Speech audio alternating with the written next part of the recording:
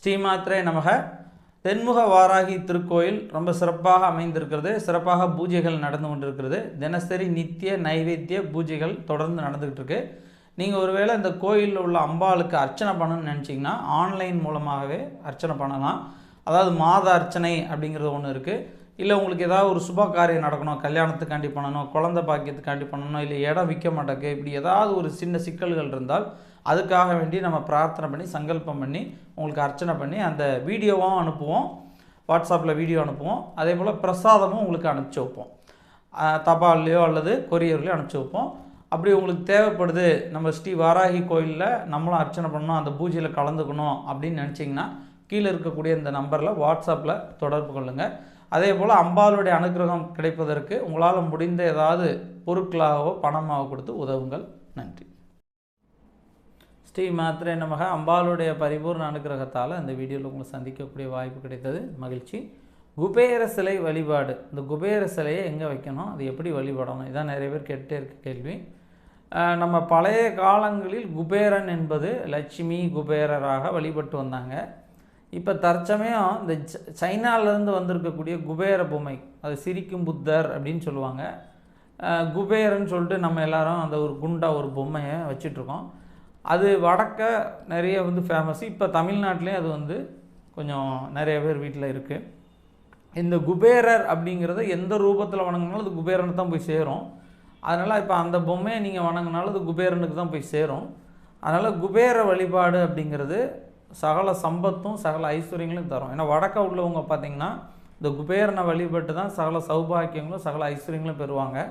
அப்படிப்பட்ட அந்த குபேர வழிபாடை நாம் எப்படி செய்ய வேண்டும், ஸோ என்ன மாதிரி பண்ணணும் அப்படின்னு நம்ம பார்த்தோம் அப்படின்னா, குபேரர் அந்த சிலையை வாங்கி வடக்கு பக்கமாக பார்த்து வைக்கணும். ஏன்னா குபேர திசை அப்படிங்கிறது வடக்கு திசை.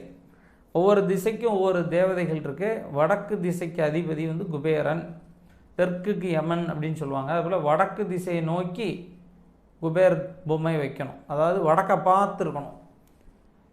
தென்மேற்கு மூலையில் வைக்கலாம், கன்னி மூலையில் வைக்கலாம், மற்ற இடங்களில் பொதுவான நடு பகுதியில் வைக்கலாம், எந்த மூலையும் இல்லாமல் வைக்கலாம். வைத்தால் தென்மேற்கு மூலையில் வைக்கணும். அதாவது சவுத் வெஸ்ட் கார்னர் கன்னி மூலை அப்படி சொல்கிற கன்னி மூலையில் வைக்கணும். அல்லது வேறு மூலைகளில் வைக்கலாமா சார்னா வைக்கக்கூடாது. அந்த ரெண்டு மூலைக்கும் நடுவில் வைக்கணும். உதாரணத்துக்கு இப்போ அக்னி மூலையில் வைக்கலாமா அப்படின்னா வைக்கக்கூடாது. அக்னி மூலைக்கும் கன்னி மூலைக்கும் நடுவில் வைக்கலாம். வடக்கை பார்த்து தான் நம்ம வைக்க வேண்டும். வடக்கை பார்த்து இருந்தால் தான் அந்த குபேரனோட சக்தி கிடைக்கும். இந்த குபேரனை பூஜை அறையில் வைத்து வணங்குவது ரொம்ப விசேஷம். வெளியே ஹாலில் ஷோகேஸில் வைக்கிறத விட பூஜை அறையில் வைத்து பூஜை செய்வது ரொம்ப விசேஷம். அதுமாதிரி குபேர யந்திரமும் நம்ம நிறைய பேர் கொடுத்துட்டே இருக்கோம். இந்த குபேர யந்திரம் வைத்து பூஜை பண்ணலாம். அதுமாதிரி தனாகர்ஷண குபேர யந்திரமும் நம்ம நிறைய பேர் கொடுத்துக்கிட்டு இருக்கோம். இந்த தனாகர்ஷண குபேர யந்திரமும் வைத்து பூஜை செய்யலாம். இந்த குபேர சிலை நீங்கள் வச்சு வணங்கலாம். இது சைனா பொம்மை, அது நம்முடைய இந்து முறைப்படி அது கிடையாது. நீங்கள் யந்திரம் வச்சு பண்ணுறது ரொம்ப விசேஷம். குபேரனை வழங்குறதுக்கு ரொம்ப விசேஷமானது குபேரன் படம் அல்லது குபேர யந்திரம். குபேர யந்திரம் அப்படின்னு ஒன்று இருக்கிறது, தனாகர்ஷண குபேர யந்திரம்னு ஒன்று இருக்கிறது. இந்த ரெண்டு யந்திரத்தையும் நீங்கள் வைத்து பூஜை செஞ்சாலே உங்களுக்கு சகல ஐஸ்வர்யங்களும் சகல சௌபாக்கியங்களும் கிடைக்கும். இந்த குபேர வழிபாடு பெரும்பாலும் தீபாவளிக்கு அன்னைக்கும் தீபாவளிக்கு மறுநாளும் நிறைய பேர் பண்ணுறதை பார்த்துருப்பீங்க. தீபாவளி எப்போ பார்த்தீங்கன்னா இந்த குபேர பூஜை, லட்சுமி குபேர பூஜை அப்படின்னு சொல்லுவாங்க. சில இடங்களில் தீபாவளிக்கு முதனாக பண்ணுறாங்க, சில இடங்களில் தீபாவளி அன்னைக்கு பண்ணுறாங்க, சில இடங்களில் தீபாவளிக்கு மறுநாள் பண்ணுறாங்க. இந்த லட்சுமி குபேர பூஜை வழிபடுவது அப்படிங்கிறது பழைய காலத்துலேருந்து தொடர்ந்து வந்துகிட்டே இருக்குது. இப்போ தான் இந்த குபேரர் சிலைங்கிறது சைனாலேருந்து வந்திருக்கு. பட் நீங்கள் அதையும் வாங்கி வைக்கலாம், தவறு இல்லை. அதை விட ரொம்ப சிறப்பு குபேர யந்திரம், தனாகர்ஷண குபேர யந்திரம். இந்த எந்திரத்தில் ஏதாவது ஒன்று வச்சு குபேரனை வணங்குனீங்கன்னா சகல ஐஸ்வர்யங்களும் சகல சௌபாக்கியங்களும் கிடைக்கும். இந்த வீடியோ உங்களுக்கு பிடிச்சிருந்தா மறக்காமல் லைக் பண்ணுங்கள். இந்த வீடியோ எல்லோருக்கும் ஷேர் பண்ணுங்கள். உங்கள் நண்பர்களும் உறவினர்களும் பார்த்து பலனடையட்டும். மறக்காமல் நம்முடைய ஸ்ரீ வித்யா சேனலை சப்ஸ்கிரைப் பண்ணுங்கள். நன்றி. ஸ்ரீமாத்ரே நமக. அம்பாளுடைய அனுகிரகத்தால் தெய்வீக பொருட்கள் சில விஷயங்களை நம்ம வாங்கி மக்களுக்கு கொடுக்கலாம் அப்படிங்கிற உயர்ந்த நோக்கோடு கொடுத்துக்கிட்டு இருக்கோம். அதாவது ரொம்ப லாப நோக்கம் இல்லாமல் அதுக்கு என்ன நமக்கு தேவையோ அதை விற்பதற்கு அதை மட்டும் பண்ணி நம்ம கொடுத்துட்ருக்கோம்.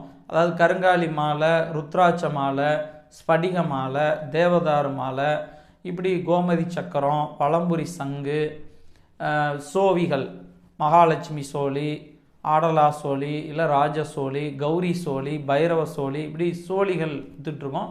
அதே போல் தாமிரமணி மாலை, இப்படி தெய்வீக பொருட்கள், யந்திரங்கள், மகாலட்சுமி யந்திரம், வாஸ்து யந்திரம், குரு யந்திரம், வாராகி யந்திரம், இப்படி யந்திரங்கள் கொடுத்துட்ருக்கோம்.